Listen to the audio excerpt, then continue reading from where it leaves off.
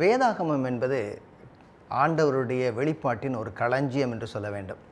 ஏனென்றால் இது ஒரு புத்தகம் என்று நாம் சொல்லலாம், தி புக் என்று சொல்வார்கள். ஒரு புத்தகம் என்று சொன்னாலும் 66 புத்தகங்களுடைய ஒரு முழு தொகுப்பு. பல்வேறு ஆண்டுகளாக பல்வேறு ஆசிரியர்களால் குறிப்பாக 2 மொழிகளிலே, 3 மொழிகள் என்று சொல்லலாம், ஆனால் 2 மொழிகளிலே எழுதப்பட்டது தான் இந்த வேதாகமம். இந்த வேதாகமத்தினுடைய ஆரம்பத்திலிருந்து, அதாவது ஆதியாகமத்திலிருந்து வெளிப்படுத்தின விசேஷம் வரைக்கும் உள்ள பகுதிகளை எல்லாம் நான் அநேக நேரங்களிலே ஏதாவது ஒரு வசனத்தையோ அல்லது ஒரு பகுதியையோ ஒரு அதிகாரத்தையோ அல்லது ஒரு புத்தகத்தையோ எடுத்து வாசித்து முடித்து விடுகிறோம். ஒரு முறை ஒரு புத்தகத்தையும் இன்னொரு முறை வேறொரு புத்தகத்தையும் வாசிக்கிறோம். எனவே நமக்கு ஒரு ஒட்டுமொத்தமாக ஒரு முழுமையான சித்திரம் நமக்கு கிடைக்கவில்லை.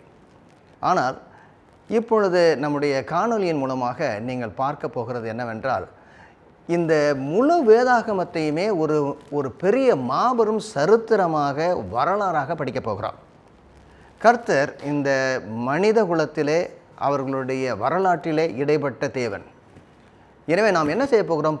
பங்கு பங்காக வகை வகையாக தீர்க்கதரிசிகள் மூலமாய் வெளிப்படுத்தின தேவன் இயேசு கிறிஸ்துவிலே பூரணமாக வெளிப்படுத்தினதும், பின்பதாக இப்பொழுது சபை எப்படி அவருடைய அனந்த ஞானத்தை வெளிப்படுத்துகிறது, இனிமேல் ஒரு நாளிலே அவருடைய சிங்காசனம் அமைக்கப்படும், தேவ ராஜ்யம் ஸ்தாபிக்கப்படும், அது வரையிலும் உள்ள அனைத்து நிகழ்ச்சிகளையும் ஒட்டுமொத்தமாக பார்ப்பது தான் இந்த மாபெரும் வரலாறு.